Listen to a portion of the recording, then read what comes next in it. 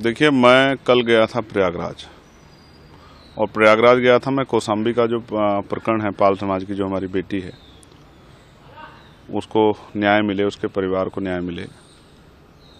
और फिर इसोटा में जो घटना हुई है, उस घटना में जो एक शेड्यूल कास्ट के व्यक्ति को मारकर जला दिया गया गेहूं के खेत में, उस परिवार को न्याय मिले, उनकी मांगों को पूरा किया जाए, क्योंकि अभी तक उनकी मांगें पूरी नहीं हुई है।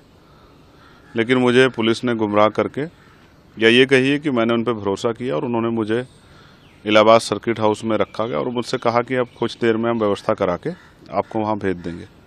समय बीतता गया, मैं वहीं धरने बैठा रहा। अब थोड़ी देर में फिर ये हुआ कि मैंने कहा कि मैं अकेला आदमी जाना चाहता हूँ, आप अपनी गाड़ी के साथ ले जाओ, मुझे कोई दिक्कत नहीं, मैं वहाँ से चल के यहाँ आया हूँ। परिवार भी चाहता है, परिवार से आम लोगों की बात हुई, उन्होंने भी कहा कि भाई को एक बार आके यहाँ मेरी बेटी की हालत देखनी चाहिए, हमारी हालत देखनी चाहिए। दोनों परिवारों की यही मांग थी, लेकिन पुलिस ने ना जाने क्यों जो है, किसके दबाव मुझे जाने नहीं दिया।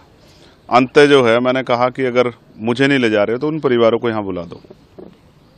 तो जैसे पुलिस ने, एडमिनिस्ट्रेशन ने सब ठान लिया था कि हम इनको ना वहाँ जाने देंगे, ना परिवार से मिलने देंगे। ये पहली बार हुआ है मेरे उसमें भी कि कोई अपने परिवार से नहीं मिल पा रहा, वो जो अन्याय उनके साथ हुआ उसको सुन नहीं पा रहा। जब तक, देखिए, कई तरह के आरोप लगते हैं, जब तक आप जाओगे नहीं, सुनोगे नहीं, समझोगे नहीं क्या सिचुएशन, उसको एनालिसिस नहीं करोगे तो आप क्या कह सकते हो।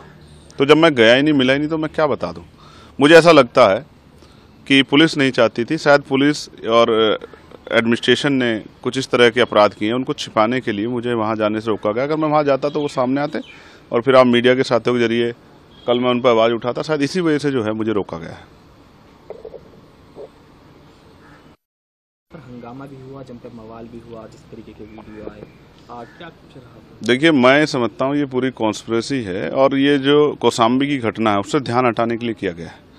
मैं चाहता हूँ इसकी सीबीआई के द्वारा जांच की जाए, क्योंकि हमारे जो कार्यकर्ता हैं वो संविधान को मानने वाले लोग हैं, वो कभी हिंसा का प्रयोग नहीं करते। आजकल आम हो गया है, बहुत सारी पार्टियों के लोग नीला पटका पहनते हैं। किसने नीला पटका पहन के ये सब चीज़ें की, मुझे जानकारी, क्योंकि मैं मौके पर नहीं था, जैसे आप मौके पर नहीं थे, मैं भी मौके पर, मुझे भी जानकारी नहीं।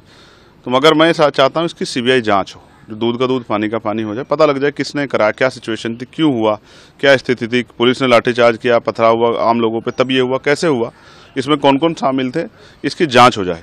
लेकिन मैं एक बात स्पष्ट कहना चाहता हूँ कि अगर सिर्फ हमारे लोगों को टारगेट करके उन पे जो है इस तरह से अन्याय किया जाएगा तो हम लोग चुप नहीं बैठेंगे।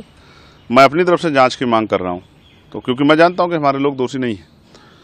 अगर सरकार जो है, या पुलिस या एडमिनिस्ट्रेशन, हमारे लोगों को जानबूझ के, हमारी पार्टी की बढ़ती ताकत को देख के, हमारी पार्टी की ज़मीन पे जो लोगों में प्यार बढ़ रहा है उसको देख के, अगर हमारे लोगों को टारगेट करने का काम करेंगे तो हम लोग किसी भी कीमत पर चुप नहीं रहेंगे।